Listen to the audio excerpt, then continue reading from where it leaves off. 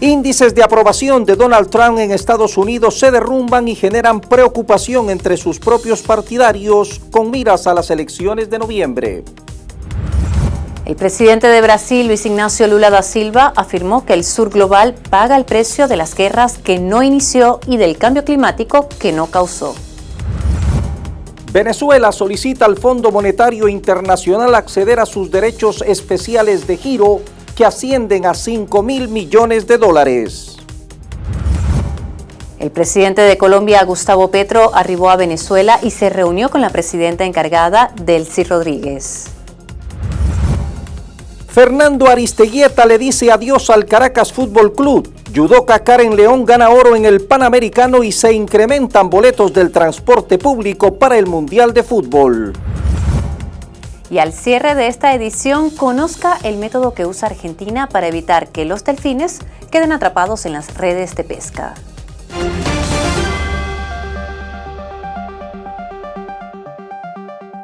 Mientras la popularidad de Donald Trump cae en picada por la inflación producto de la guerra con Irán, aquí Venezuela solicitó al Fondo Monetario Internacional acceso a $5.000 millones del país que el organismo mantiene retenidos. Bienvenidos a las noticias, Melanie. Ya listos para compartir con ustedes lo más importante de la agenda informativa de los últimos días. El índice de aprobación general del presidente Donald Trump se ha desplomado durante el último mes a medida que la guerra con Irán ha provocado un aumento en los precios. Así lo reveló una nueva encuesta de Associated Press North Center for Public Affairs Research, en la que incluso sus partidarios mostraron menos confianza en su gestión. El índice de aprobación de Trump en materia económica cayó al 30% en abril frente al 38% registrado en marzo. Un porcentaje igualmente bajo de adultos estadounidenses, el 32%, aprueban su gestión en Irán. La encuesta se llevó a cabo entre el 16 y el 20 de abril, periodo durante el cual Irán reabrió el estrecho de Hormuz y luego lo cerró de nuevo, un claro ejemplo de la inestabilidad que ha caracterizado al conflicto. El declive en los índices de aprobación de Trump podría generar problemas para su partido en las próximas elecciones de noviembre. El sur global paga el precio de las guerras que no inició. Así lo aseguró el presidente de Brasil, Luis Ignacio Lula da Silva, quien además cuestionó el papel secundario que sigue desempeñando el sur global en las decisiones políticas mundiales. Los señores de la guerra bombardean a mujeres y niños, gastan miles de millones de dólares en armas que podrían usarse para acabar con el hambre, resolver el problema energético y abordar el problema de la salud. El sur global paga el precio de guerras que no inició y del cambio climático que no causó. Se le trata como el patio trasero de las grandes potencias.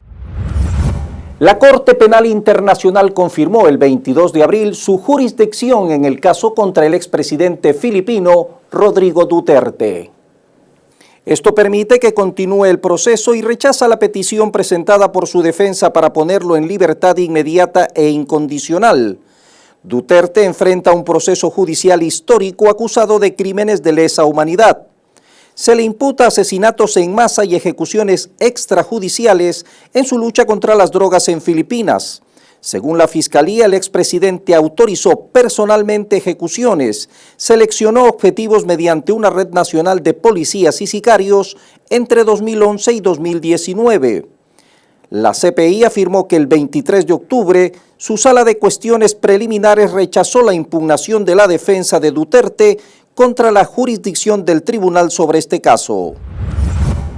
Tras 39 días de bombardeos continuos ejecutados por Estados Unidos e Israel contra Irán, el balance oficial de daños materiales y humanos en la nación persa es devastador.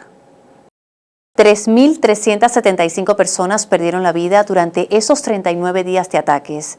La cifra fue informada por el jefe de la Organización de Medicina Legal de Irán, Abbas Mashhedi. Entre las víctimas, 2.875 eran hombres y 496 mujeres. También se reportó la muerte de 383 menores de edad, la mayoría con edades entre 1 y 12 años. Casi el 40% de los cuerpos tuvo que ser identificado mediante procedimientos forenses, un indicador del nivel de destrucción que dejó la agresión iniciada el 28 de febrero. En cuanto a la infraestructura, la Media Luna Roja de Irán informó que unas 125.000 estructuras civiles resultaron afectadas y el sector educativo tampoco quedó al margen. Las autoridades hablan de daños en 900 instituciones. Los daños causados por los bombardeos se estiman en más de 270.000 millones de dólares, aunque las autoridades dicen que esa cifra aún no es definitiva.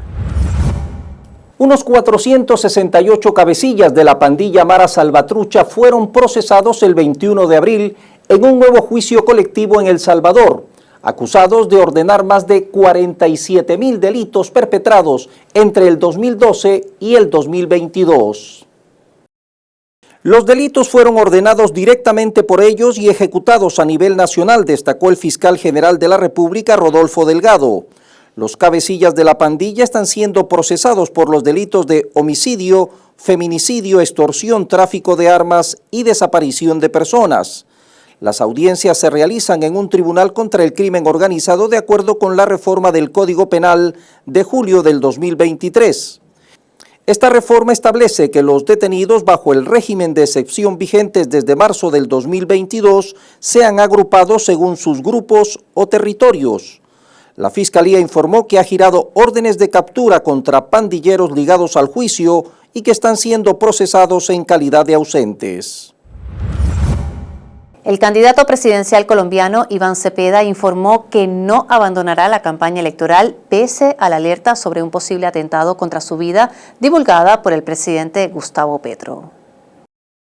El 17 de abril, el mandatario colombiano publicó en redes sociales que la CIA ya tiene los datos reales y concretos de un posible atentado al candidato Iván Cepeda, actual favorito en todas las encuestas para las elecciones del próximo 31 de mayo. Tras estas revelaciones, Cepeda aseguró que continuará en la contienda. Debo señalar que este es un hecho sin lugar a dudas serio, grave, al cual presto toda la atención. Voy a solicitar a las autoridades se me informe en detalle sobre esta circunstancia, pero también quiero ser en esto supremamente claro y perentorio. Bajo ninguna circunstancia voy a abandonar mi trabajo político, mucho menos la campaña electoral. Cepeda añadió que, por prudencia, no había hecho públicas otras amenazas recibidas durante la campaña, pero advirtió que este nuevo hecho reviste la mayor gravedad. Y a días de que el acuerdo con la Unión Europea comience a regir el Mercosur, no logra un acuerdo sobre cómo repartir internamente las cuotas de acceso al mercado ofrecidas por Europa. Expertos económicos destacaron que si bien la falta de acuerdo en sí es un problema, también podría ser el síntoma de que el bloque sudamericano se encuentra en crecimiento. El Mercosur y la Unión Europea fijaron la fecha del 1 de mayo para la entrada en vigencia del acuerdo comercial que tras negociarse durante más de 25 años finalmente firmaron en enero del 2026. Sin embargo, a días de que el tratado comience a regir, el bloque fundado por Brasil, Argentina, Paraguay y Uruguay aún no pudo ponerse de acuerdo en cómo repartir las cuotas del mercado ofrecidas por Europa. Las complicaciones a la hora de alcanzar un acuerdo fueron confirmadas por la vicecanciller de Uruguay, Valeria Zuccasi, quien reconoció que a días de la fecha de vigencia del acuerdo, las posiciones están todavía distantes. El ejército estadounidense ha interceptado al menos 3 petroleros con bandera iraní en aguas asiáticas y los desvió de sus posiciones cerca de India, Malasia y Sri Lanka, según informaron el 22 de abril fuentes marítimas y de seguridad. Washington ha impuesto un bloqueo al comercio marítimo de Irán, mientras que este país ha atacado buques para impedirles el paso por el estrecho de Hormuz a la entrada del Golfo Pérsico. Casi 2 meses después de que Estados Unidos e Israel iniciaran su guerra contra Irán, hay pocas señales de que se reanuden las conversaciones de paz durante un frágil alto el fuego. Irán declaró haber capturado 2 buques portacontenedores que intentaban salir del Golfo a través del estrecho de Hormuz el 22 de abril, tras dispararle a ellos y a otro buque. Estas son sus primeras incautaciones desde el inicio de la guerra.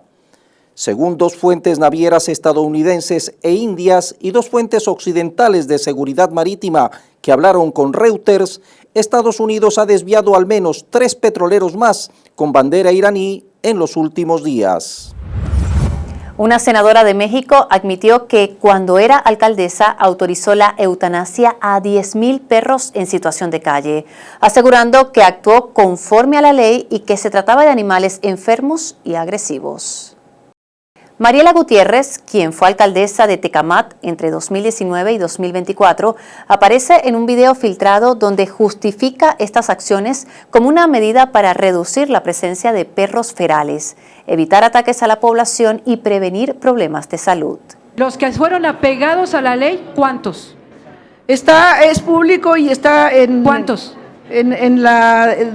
Alrededor, mira, en 2019 fueron 70 y así 126 y así, no, algunos estaban desahuciados, entonces era necesario que los siguiéramos manteniendo.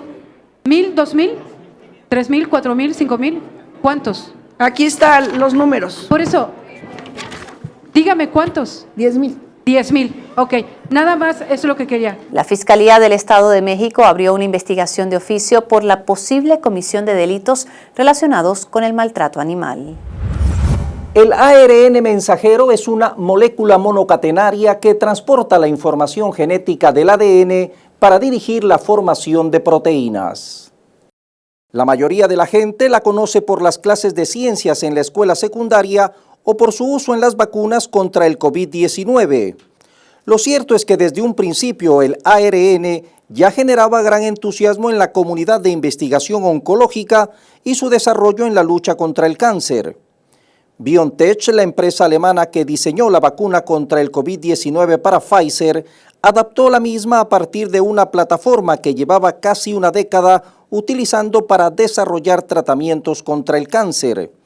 La doctora Catherine Hu, profesora de medicina en el Instituto Oncológico Dana-Farber y la Facultad de Medicina de Harvard, señala que la reciente racha de resultados positivos del ARN mensajero en la práctica clínica impulsó el reciente anuncio del Instituto Nacional del Cáncer que contribuiría a recaudar 200 millones específicamente para su desarrollo en la elaboración de vacunas contra el cáncer.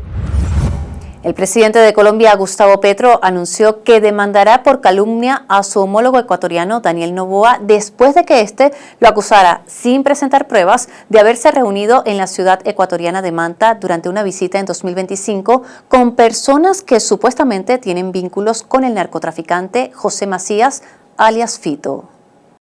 Él, cuando vino a la posesión mía, se fue a Manta y se fue a meter en una casa 3 días supuestamente a escribir un libro, pero casas y caletas que son los dueños de esas están relacionados directa o indirectamente con el narcotráfico. Él se reunió con miembros de la Revolución Ciudadana y algunos de esos miembros de la Revolución Ciudadana tienen nexos con Fito. Si es que se reunió físicamente cara a cara con Fito, no lo podría decir en este momento, pero digamos, de que estaba con el mismo grupo y en la misma zona. Tras esa declaración, Petro anunció el 19 de abril en redes sociales que ha decidido demandar penalmente al presidente Noboa por su calumnia. Europa no quiere escuchar más excusas de las plataformas tecnológicas sobre por qué no pueden verificar la edad de los usuarios. La presidenta de la Comisión Europea, Ursula von der Leyen, anunció el 21 de abril una nueva aplicación europea de verificación de edad que dará a los usuarios una especie de tarjeta de identificación digital para demostrar su edad en línea sin compartir su información personal sensible con cada sitio o aplicación a la que quieran acceder. Esto en base a un pasaporte o una tarjeta de identidad, según el comunicado. Las plataformas tecnológicas podrán entonces acceder a la aplicación para verificar si un usuario está por encima o por debajo de cierta edad, por ejemplo, 16 años o 18, según los requisitos locales, pero no se compartirá la fecha de nacimiento del usuario ni otra información personal. El petróleo de Rusia volvió a fluir el 22 de abril por el tramo ucraniano del oleoducto Druzhba tras una interrupción de meses, lo que permitió a Hungría levantar su veto a un préstamo de la Unión Europea de 90.000 millones de euros que Kiev esperaba por meses. El oleoducto se ha convertido en una de las infraestructuras con mayor carga política de Europa desde que un supuesto ataque con drones rusos dañó la infraestructura en el oeste de Ucrania y detuvo el suministro de petróleo ruso hacia Hungría y Eslovaquia. Los resultados de la elección presidencial en Perú, realizada el pasado 12 de abril, se conocerán a mediados de mayo, fecha en la que finalmente quedará claro qué candidatos pasarán a la segunda vuelta.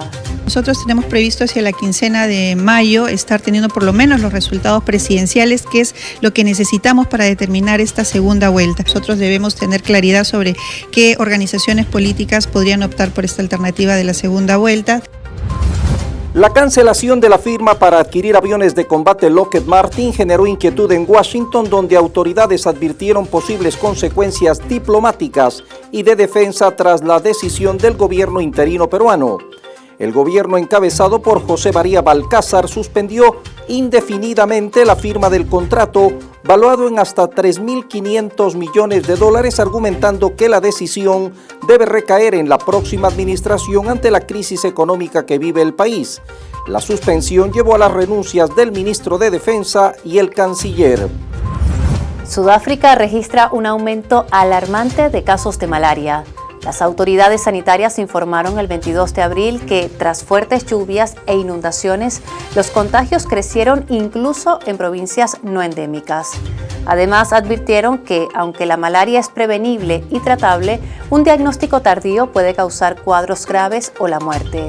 En Gauteng se reportaron 414 casos y 11 muertes en el primer trimestre de 2026, frente a 230 casos y una muerte en el mismo periodo de 2025.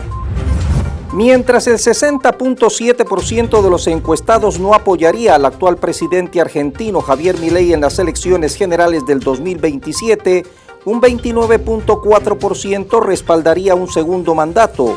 Así se desprende del más reciente sondeo de la consultora Suban Córdoba, efectuado del 1 al 3 de abril y publicado por el diario Clarín.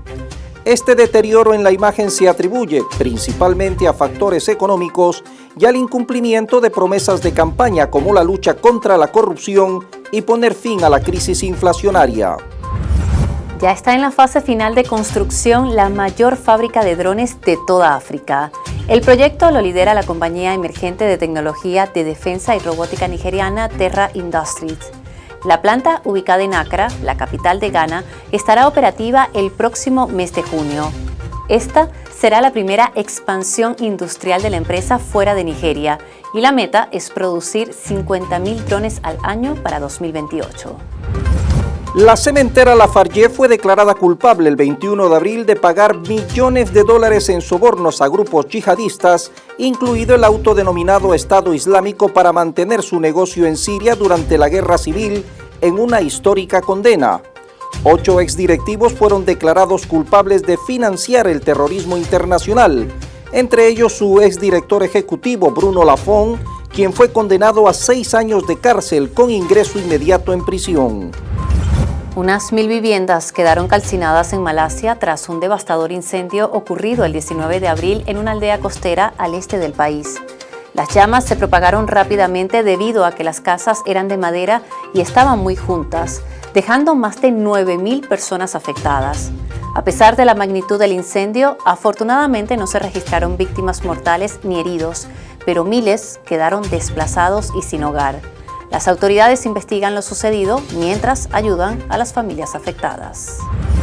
La carrera para suceder a Antonio Guterres como secretario general de la ONU comenzó formalmente el pasado 20 de abril con la presentación de los candidatos en audiencias públicas ante los miembros de la Asamblea General. Una regla no escrita es la rotación de las regiones y sería el turno de América Latina, que solo tuvo el cargo una vez, con el peruano Javier Pérez de Cuéllar hace más de 3 décadas. Además, crece el consenso de que sería el momento de elegir por primera vez a una mujer. La chilena Michelle Bachelet postula para el cargo.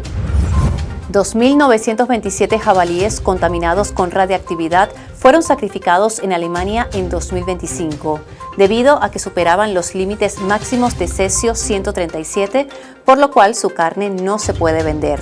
La buena noticia es que el número de animales radiactivos está disminuyendo. En 2024 se registraron 3.099 y en 2022 7.539. Según medios alemanes, la radiación en varias regiones del país sigue siendo consecuencia de la catástrofe nuclear de Chernóbil en 1986, cuyo cesio permanece en el suelo y termina entrando en la cadena alimenticia. Japón rompe décadas de pacifismo y autoriza la exportación de armas, así como el incremento del número de efectivos en el más reciente cambio respecto a la posguerra. Las autoridades afirman que esta medida busca fortalecer su industria de defensa y ampliar la cooperación con países socios en un contexto de crecientes tensiones globales. Esto incluye la venta de buques de guerra, misiles y otros equipos. Durante un acto en Coro, Estado Falcón, la presidenta encargada, Delcy Rodríguez, comunicó el 21 de abril que mantuvo una conversación directa con la directora general del Fondo Monetario Internacional, FMI, Kristalina Georgieva. El objetivo, plantear al organismo la necesidad de que el país acceda a sus derechos especiales de giro, que ascienden a $5.000 millones. Rodríguez detalló que el gobierno nacional posee proyectos definidos para la ejecución de estos activos, enfocándose primordialmente en la recuperación de infraestructura, servicios públicos, estabilidad económica e ingreso laboral. Enfatizó que la solicitud al FMI forma parte de una estrategia para movilizar recursos que actualmente se encuentran restringidos en el sistema financiero internacional. Reiteró que el uso de estos fondos se plantea bajo un esquema de responsabilidad institucional a fin de garantizar el bienestar social y la estabilidad del sistema económico venezolano. El presidente de Colombia, Gustavo Petro, arribó a Venezuela y se reunió con la presidenta encargada, Delcy Rodríguez. Un encuentro donde se revisaron varios temas de la agenda bilateral.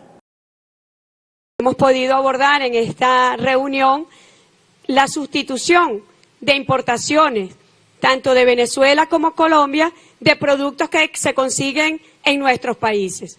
No tiene sentido que Colombia o Venezuela miren hacia otras latitudes, otro hemisferio, lo que podemos conseguir en nuestros territorios. Pensar como si somos un solo pueblo, un solo país que se reconecta y se reencuentra para el intercambio, el desarrollo comercial basado en las potencialidades productivas de nuestros sectores, tanto en Colombia como en Venezuela.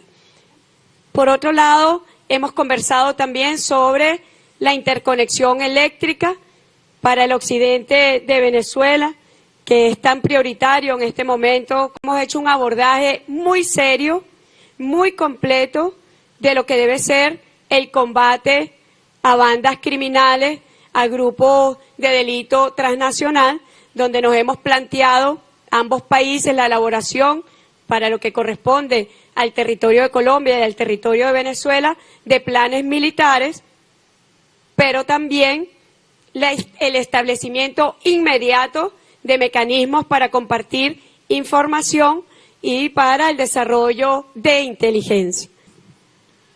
Yo creo que no hay que olvidar un proyecto que pereció en la historia durante un tiempo, el gran proyecto de Bolívar, de la Patria Grande, que llamó en su momento Gran Colombia, que restableciéndose bajo otras formas en este siglo XXI puede ser, y que si lo logramos, ese tipo de integración, de unidad, de confederación incluso, nos podría llevar a ser una de las naciones más fuertes del mundo, más poderosas. La presidenta encargada, Delcy Rodríguez, lideró el 22 de abril una reunión de trabajo para formalizar la instalación de la Comisión de Evaluación de Activos Públicos. Este organismo busca optimizar la gestión de los recursos estatales que buscan responder a un análisis estratégico. Aquí estamos abordando una primera etapa para poder visualizar las 4 categorías de los bienes y activos del Estado venezolano. La primera categoría son los bienes y activos estratégicos que pertenecen y permanecen en manos del Estado. Luego está la categoría de alianzas públicas y privadas. Luego está la opción de la oferta en base a qué bienes no son en realidad necesarios para los procesos estratégicos del Estado. Y hay una cuarta categoría que es lo que se llama la liquidación y el aprovechamiento. El objetivo estratégico de esta comisión es apuntar hacia la productividad de Venezuela, elevar los niveles productivos en las distintas instancias y que el Estado venezolano sea un Estado fuerte, sea un Estado fornido para atender los aspectos estratégicos de la vida nacional. La presidenta encargada de Venezuela, Delcy Rodríguez, anunció que el gobierno inició negociaciones formales con las empresas Siemens y General Electric para abordar y resolver el problema eléctrico en el estado Zulia. Sé lo que está pasando en la planta termoeléctrica Termozulia, en la TZ1, en la TZ7. Sé lo que está pasando en Ramón Laguna. No estoy ajena de la situación, pero yo quiero decirles también buenas noticias. Ya nosotros estamos en relación directa con Siemens y con General Electric para resolver el problema eléctrico en el estado Zulia. Yo le dije al gobernador, vámonos al plan de la Universidad del Zulia, Plan Luz. Vámonos a la intervención de la Lara Zulia. Vamos a atender los problemas de este estado. El Programa de las Naciones Unidas para el Desarrollo, PNUD, proyectó el 20 de abril un crecimiento de la economía de Venezuela del 7.4% en su Producto Interno Bruto, PIB, para el cierre del año 2026. Según el último informe del organismo multilateral, este desempeño está impulsado principalmente por la flexibilización de restricciones comerciales internacionales y la reactivación de la industria petrolera. El reporte técnico señala que la normalización de los canales de comercialización de crudo permitiría al país alcanzar ingresos por exportación de hidrocarburos cercanos a los 22.600 millones de dólares, lo que representa un incremento superior al 50% respecto a las cifras del 2025. Asimismo, el PNUD estima que el PIB no petrolero experimentará una expansión del 6.9%, favorecido por la recuperación de la manufactura privada y el sector comercio. Miles de venezolanos se han movilizado en varios estados del país para exigir que se levanten todas las sanciones contra la nación. Bajo el lema Venezuela vuela libre, el 19 de abril inició una movilización denominada Gran Peregrinación Nacional por la Paz y el Fin del Bloqueo, que comenzó de manera simultánea en los estados Zulia, Amazonas y Táchira. En total, serán 13 días de movilizaciones donde los estados se sumarán progresivamente para confluir el 1 de mayo en la ciudad de Caracas. Todos los sectores están llamados a pedir el cese de las sanciones y el bloqueo económico que afectan al país. Actualmente existen 1.081 medidas coercitivas unilaterales contra Venezuela que impiden su desarrollo y el bienestar de la población. Las autoridades han dicho que es hora de detener el odio, el fascismo, la intolerancia, el racismo y la polarización extrema. Además, señalan que el cese de las sanciones no es un privilegio, sino un derecho fundamental. Y es que el impacto de las medidas coercitivas unilaterales trasciende en lo político, incidiendo en la vida cotidiana de las familias, dificultando el acceso a medicinas, insumos y repuestos, además de afectar gravemente la economía nacional. El presidente de la Comisión de Seguimiento a la Ley de Amnistía, Jorge Arriaza, informó el 20 de abril que la opositora María Corina Machado no cumple con los requisitos para ampararse bajo la Ley de Amnistía. Arriaza explicó que las acciones de Machado, específicamente sus reiterados llamados a una intervención o invasión extranjera contra el país, constituyen una violación que la excluye de los beneficios de esta ley. La Unidad Educativa Nacional Dr. José de Jesús Arocha en Petare, Estado Miranda, lustra desde el 20 de abril una cara completamente renovada. Tras una rehabilitación integral, esta institución que atiende a más de 1.000 niños ya cuenta con espacios en óptimas condiciones y todo el equipamiento necesario para el desarrollo de las clases. Detrás de este resultado están las bricomiles quienes han liderado estas labores de recuperación y actualmente ejecutan trabajos similares en otras 500 escuelas del país. Estamos viendo la recuperación de los espacios deportivos, aulas, laboratorios, comedor, cocina, una recuperación integral. El vicepresidente territorial de Fedeindustria, Jorge Hernández, planteó el 21 de abril la necesidad de iniciar un debate nacional profundo sobre la legislación laboral y el sistema de seguridad social en Venezuela. El vocero empresarial destacó que el sector productivo considera fundamental revisar el marco legal vigente para ajustar las normativas a las dinámicas económicas actuales del país. Trujillo ya tiene su primera planta de embutidos donde elaboran 28 productos para abastecer a 6 estados del occidente del país. Una planta de embutidos y congelados Hillgok, que es el estado de Trujillo, no contaba con ninguna planta con capacidad para hacer embutidos.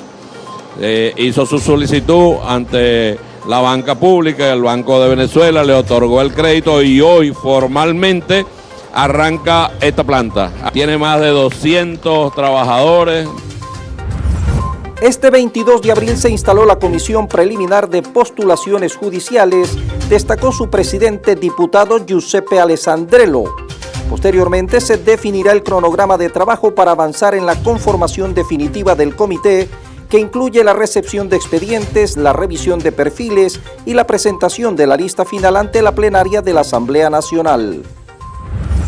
El embajador de Venezuela, Ramón Orlando Maniglia, presentó sus copias de estilo ante la Cancillería de Colombia el 22 de abril, cumpliendo el protocolo diplomático que marca el inicio formal de sus funciones en el país vecino. Desde esta nueva etapa se impulsa una diplomacia enfocada en iniciativas conjuntas en áreas clave como la atención consular, intercambio cultural, cooperación económica y la defensa de la paz regional. La presidenta de la Asociación Venezolana de Agencia de Viajes y Turismo, Vicky Herrera de Díaz, efectuó el 20 de abril un balance tras la reactivación de los vuelos directos entre Venezuela y Estados Unidos. Según la representante del sector, el costo de los pasajes se localiza actualmente en montos superiores a los $1.000. Indicó que el mercado se encuentra en un proceso de ajuste mientras se normalizan los itinerarios y la disponibilidad de asientos. El gobierno instaló el 23 de abril la Comisión para la Gran Consulta Nacional sobre Reforma de la Justicia Penal. El acto estuvo presidido por la presidenta encargada de la República, Delcy Rodríguez, quien destacó que la iniciativa constituye un pedido del pueblo para garantizar el acceso a la justicia y que ésta sea oportuna e imparcial, acotando que aunque se han dado pasos importantes, actualmente la deuda es impostergable y debe ser atendida. Fernando Aristeguieta le dice adiós al Caracas Fútbol Club. Judoka Karen León gana oro en el Panamericano y boletos del transporte público suben desmesuradamente para el Mundial de Fútbol. El venezolano Fernando Aristeguieta renunció a la dirección técnica del Caracas Fútbol Club después de entrenar al equipo por casi 2 años, informó este 22 de abril el club. Durante su trayectoria dirigió 82 partidos oficiales, logrando 29 victorias, 27 empates y 26 derrotas. Su logro más importante, calificar al equipo a la Copa Sudamericana por 2 años consecutivos. La judoka venezolana Karen León protagonizó la hazaña más importante del Campeonato Panamericano Senior 2026 celebrado en Panamá, tras eliminar a la campeona olímpica de París 2024, Beatriz Sousa, por ippon en su camino al podio. En semifinales dominó mediante otro ippon a la colombiana Brigitte Carabalí y en la final el 19 de abril venció por yupo a la dominicana Moira Morillo para certificar su corona panamericana. El incremento en el precio del transporte al estadio MetLife de New Jersey para los partidos del Mundial ha generado un masivo rechazo. La tarifa pasó de $13 de ida y vuelta a $150 en un recorrido que toma 15 minutos para cubrir los 14 kilómetros entre la Gran Manzana y New Jersey. El estacionamiento del estadio no estará disponible para los aficionados, por lo que se cree que alrededor de 40,000 seguidores se verán obligados a utilizar el transporte público. Desde 2019, la provincia de Buenos Aires en Argentina utiliza dispositivos acústicos para evitar que los delfines queden atrapados en las redes de pesca. Y los datos preliminares apuntan a una reducción significativa de las capturas accidentales. La iniciativa, aplicada en la zona de Cabo San Antonio, consiste en instalar en las redes unas alarmas acústicas que emiten sonidos entre 60 y 120 kHz. Son frecuencias que solo perciben los delfines y que funcionan como un aviso para mantenerlos alejados y evitar que queden atrapados. En Argentina, la mayor amenaza para los delfines franciscanas, también conocido como delfín del plata, es precisamente quedar enredados en las redes. Al no poder salir a respirar, mueren por ahogamiento o por estrés. Hablamos de uno de los delfines más pequeños del mundo, mide entre 1.30 y 1.70 metros de largo. Su piel de tonos marrones recuerda al hábito de los monjes franciscanos, por lo que recibe ese nombre común, y habita únicamente en Argentina, Uruguay y Brasil. Esta especie es considerada vulnerable a la extinción. Durante años, entre 500 y 800 ejemplares quedaban atrapados anualmente en las redes de los pescadores de Buenos Aires, una provincia donde se estima quedan menos de 30.000 individuos. Cada 25 de abril se celebra el Día Mundial del Paludismo con el objetivo de poner de relieve la necesidad de invertir continuamente en la prevención y el control de la enfermedad de la malaria. Y es que tras décadas de avances, la lucha contra esta enfermedad mortal se ha estancado.